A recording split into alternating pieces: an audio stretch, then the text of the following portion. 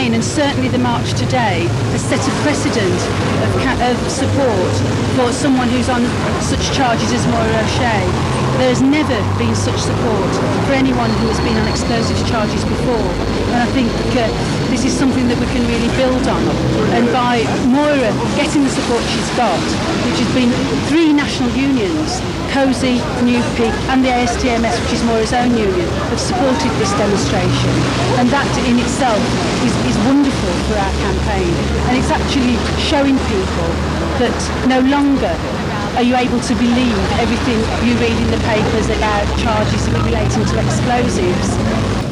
The turnout is good, and it's a sign, I think, that there is a lot of feeling around the country against the Prevention of Terrorism Act and the use of conspiracy charges to lock up inconvenient political activists.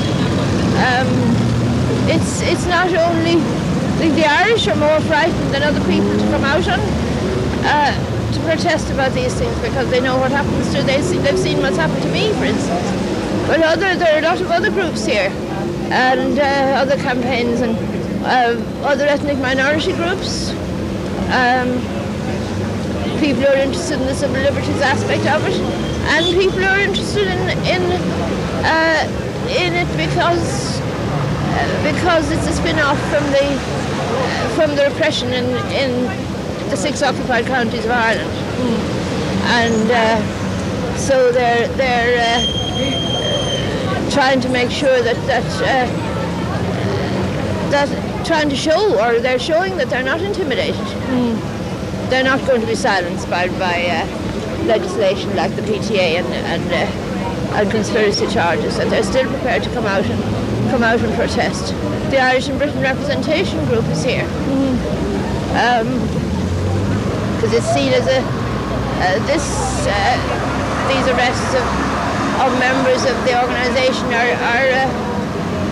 are seen as a test for the IBRG, which was set up in order to fill the vacuum, as there was no organisation organising the grassroots of the Irish community to stand up for its rights and assert its Irish identity, whereas the Irish had tended to keep their heads down. And the IBRG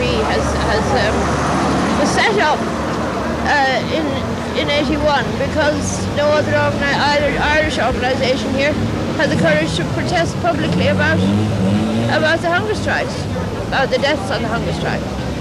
And it has had some success in combating racism and in getting special subsidies for special facilities to meet the special social and cultural needs of Irish people in this country. And all this, of course, has helped to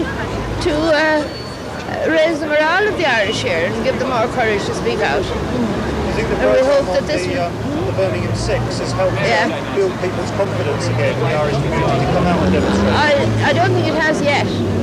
Not in Birmingham anyway, because the people in Birmingham are still very, very frightened of the attacks that have been made on Irish people in the past. And when anyone has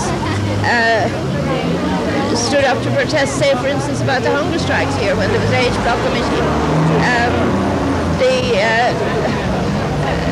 the thugs came out and began to threaten the Irish again, and there was very, very hostile propaganda in the papers, and some councillors who had signed a petition against the H blocks, some of them withdrew their signatures because of the press publicity about the Birmingham bombings, saying that they were supporting bombers like these who had killed all these people in Birmingham.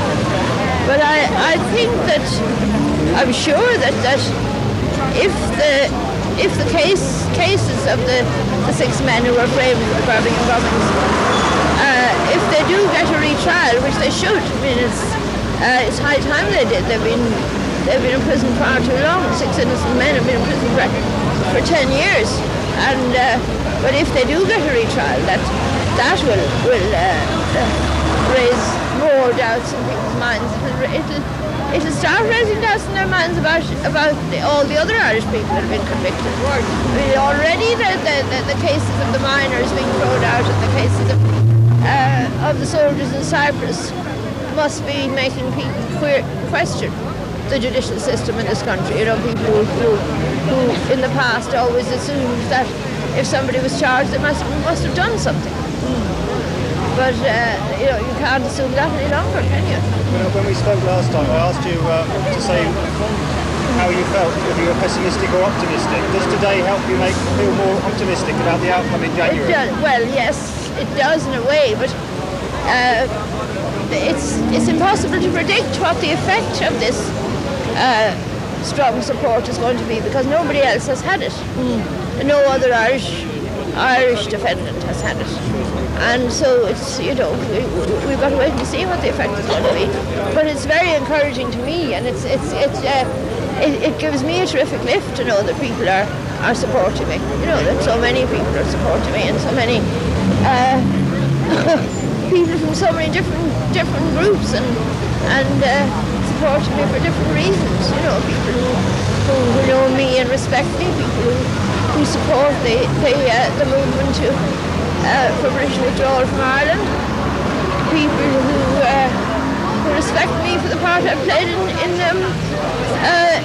in trying to in working for change in the psychiatric services, and people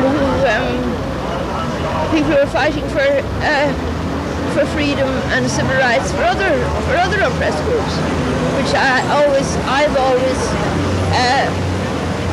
fought for unity between the Irish and the other oppressed minority groups.